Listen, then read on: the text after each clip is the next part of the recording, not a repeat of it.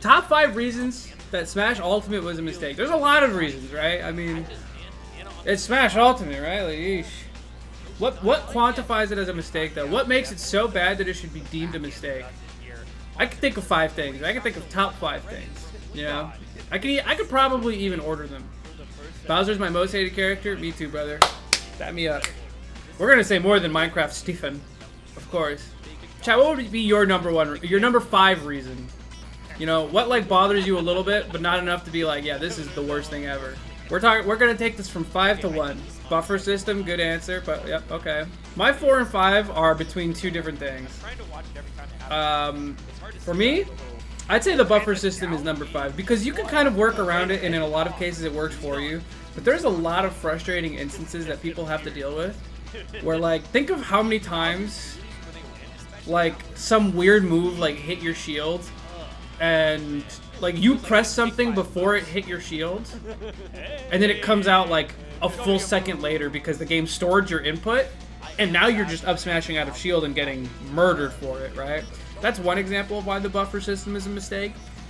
And then the next biggest thing is like, think about how many times, and you Elite Smashers at home could probably relate to this one, where like Link or Samus will, like, you're trying to edge guard them, and they up B to ledge and they hit you, and you just accidentally buffer like an air dodge, and then you die at like 8% because you thought you had the tech, but they grabbed ledge. That stuff is frustrating. That sucks. Like, yeah, air dodge buffers are really annoying. That's why I put that at number 5. You know, there's times where it works for you. There's times where like buffering combos is pretty handy and whatnot. Dude, even if you are used to the buffer system, it still sometimes works against you, and you probably don't even realize it. So, damn, this was a 5-minute set. Holy, what the f was I doing? So, for my number 4 answer, I think the fact that you can't cross up and like collision with like other characters is really annoying. And I can only think of one perfect example of this being like really bad. I guess it wasn't this stage. Yeah, that was a long game 1. Like half the set was that game 1. I know it was here, so it'll show up at some point. Versus the Charizard. There's a lot of times where like a character will lean like really far forward, and like you'll try to grab and you'll just whiff because they're leaning really far forward, and their foot is like blocking you from like grabbing the rest of their body. Stuff like that happens like pretty often. It also causes issues where like characters will body block each other from like grabbing ledge or something, or you know, there's other instances too where, oh god, you have to be the one to do it. You have to save Smash YouTube by subscribing now. Oh no!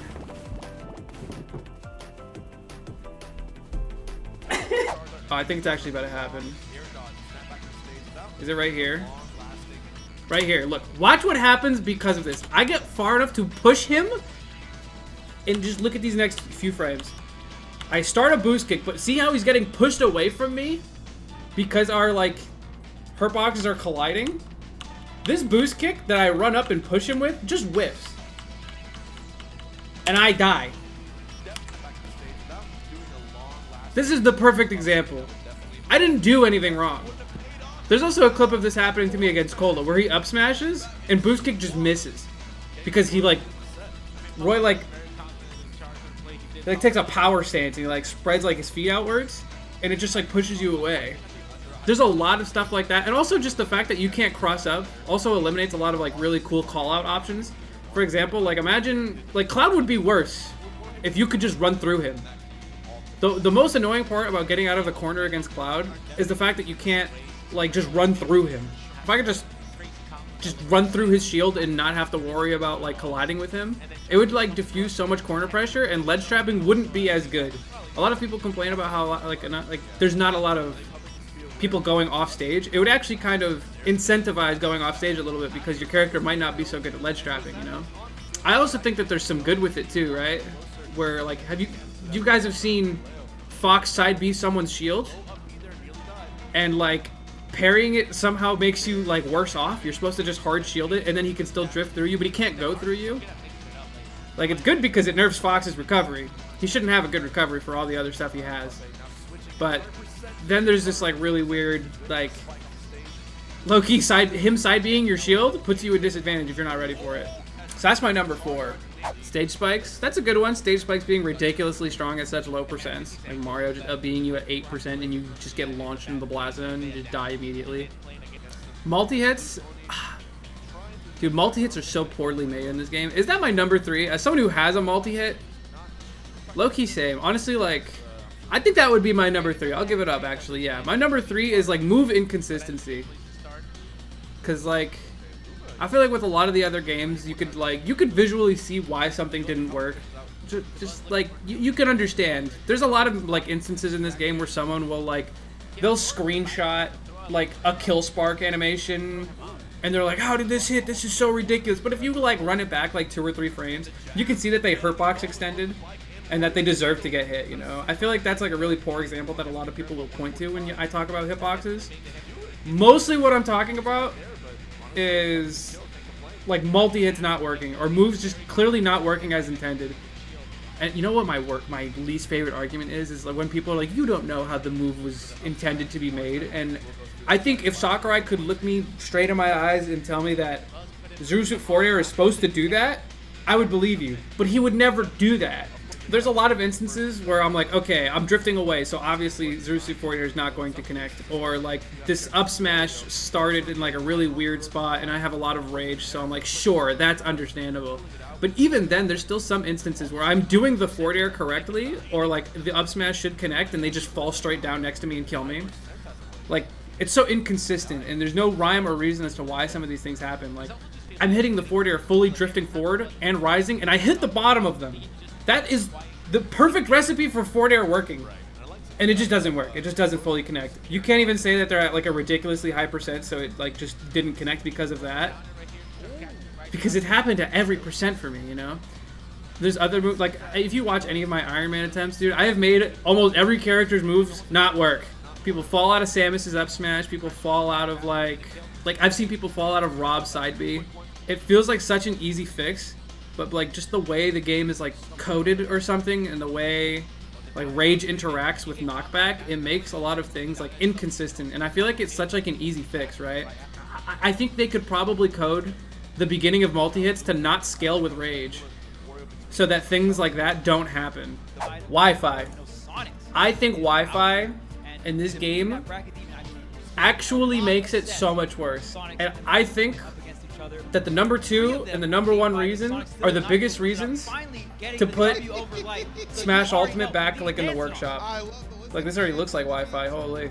This game needs to be like just dismantled, look under the hood, what's going on here, right? Wi-Fi makes this game a lot more playable for people who like actually care and like play this stuff in their free time. But it is so laggy and bad. Like, how can the netcode for a game like this be bad? There's 2 types of people who play this game, right? There's the people who play it once every like month or 2 months when they have a bunch of friends over who are like, yeah, I like Smash Brothers, and then they get like really drunk or buy a lot of candy and then just play the game for like several hours on end. And then you have the people who just play Wi-Fi all day every day and probably don't have a job, but are having a great time doing it. For one of those things, you need a good Wi-Fi. Those are your 2 biggest player bases. And like, dude, how? Like, it doesn't get much more, like, I can't explain much more than the fact that the netcode's really bad and it lags really bad. Another problem with Wi-Fi is sometimes you'll just ask for like a 1v1 on FD and the game will give you a free-for-all on PictoChat. And also, all 3 of the people that you're playing against are really good friends over the course of the last 5 minutes, so they're all going to team up on you. And you have to wait for them to finish. And if you quit, you got banned. There's been so many times where I'll just disconnect, and that's like really annoying. I'm like trying to queue up for stuff, and the game's like, oh, actually, you have to close the game now, dumbass. When it's not lagging, the delay is so much. Yeah, it's one or the other. And I have a wired connection, and I still sometimes find some unplayably bad matches. Yeah, the worst part is, Luca, you do pay for it. There we go. That's the actual kick in the head. In Mars versus the World, how many less stocks would we take offline? So many less stocks.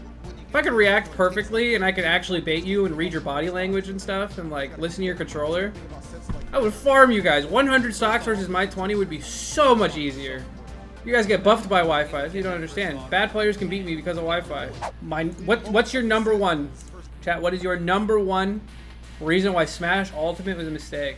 I think with all my heart, and I think a lot of people will agree, and other people will call me a scrub, I think DLC Pack 2 is the biggest mistake that this game's ever made. It was, a lot of these characters were, like, and I'm actually going to talk from, like, a logical standpoint and not just being a hater of the characters. But, like, DLC Pack 2 is just loaded with, like, over-tuned, over-the-top, insane characters. A lot of these characters came out during COVID. These characters didn't have a lot of time in the field to, like, figure out if they were broken or not. Nintendo didn't get to see, like, the peak of what these characters were capable of. So we went a long time with Steve, and he still didn't go banned. The same with Kazuya, you know, we went, like, a decent amount of time. And yeah, Pyramithra as well, where people were just like, yeah, we're actually not going to balance that at all. Like, so logically, like, these characters actually should have been looked at, but I feel like they weren't simply because just of when they came out, you know? Yeah, they didn't patch them whatsoever. I think that alone is enough of a reason to be like, yeah, this was literally a mistake in every way possible. To release these characters and just be like, yeah, this is fine. We're not going to touch them. Why did they do that? That's not smart. I mean, need I say more? I feel like it's perfectly covered. The characters are overtuned, and they decided that it was fine and that they weren't going to touch it whatsoever. Anyone else have anything to say? I feel like I'm missing a lot here, but I don't know what to say. Like, I think DLC Pack 2 was not good for the game. It was a mistake. I think casuals, like, love Steve. I think Steve and Sora were, like, really good for casuals. That's, like, one argument I'm willing to accept, like, against what I'm talking about. Just because people love Steve. The little 5-year-olds at home, they love Steve. They love Sora. It is actually good in that way, but you're talking to a professional here. It's the argument that Nintendo cares about. Yeah, it's the fact that, like, regardless of how you look at the DLC, having these characters in Smash is cool. That is sick. The fact that you can fight as Sora versus Kirby, or as Kazuya versus Ryu, you know, like, you could probably do that in some other game. I wouldn't be surprised. But on paper, it's sick, right? But god damn, they were not thinking about anything else except for how cool it would be. Then you have, like, absolutely, like, I know this is DLC Pack 1, but Banjo was like, bro, you could have not. You could have not made him faithful to his game. I think we would have preferred that. And that's it. That's the top 5 reasons why Smash Ultimate is a mistake. What reasons do you think? There's a lot of them, and I'd like to see what you have to say. Comment down below, subscribe, and I love you. Just kidding. Get out of here.